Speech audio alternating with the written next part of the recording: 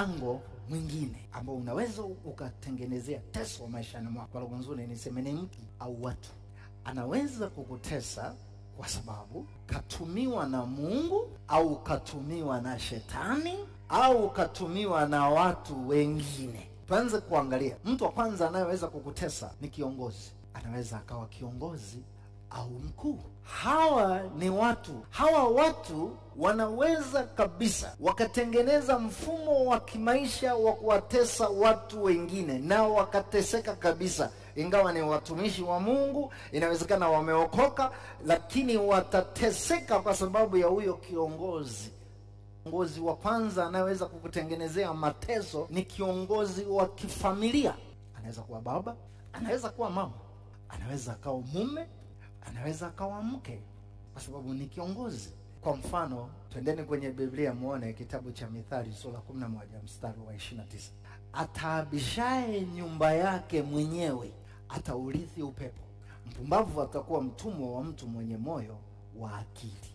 Ngoja niwape mfano. Yes, msoma Biblia inasema mke mwenye hekima anajenga nyumba yake. Lakini kumbe Biblia inatufundisha kwamba mwanamke ambaye ni mpumbavu, hana akili, anaweza akaitajabisha nyumba yake kabisa. Kwenye hiyo nyumba, huyu mwanamke ujue hata mume wake na yeye anapita kwenye mateso yanayotokana na mke wake.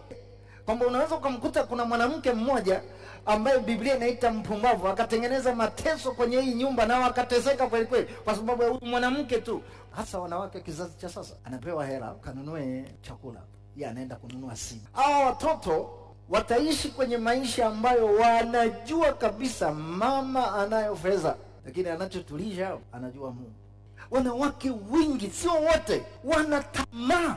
Akiona mwenzake amenunua gari, hajui hata hiyo gari amepata wapi. Anaanza kumsumbua mume wake.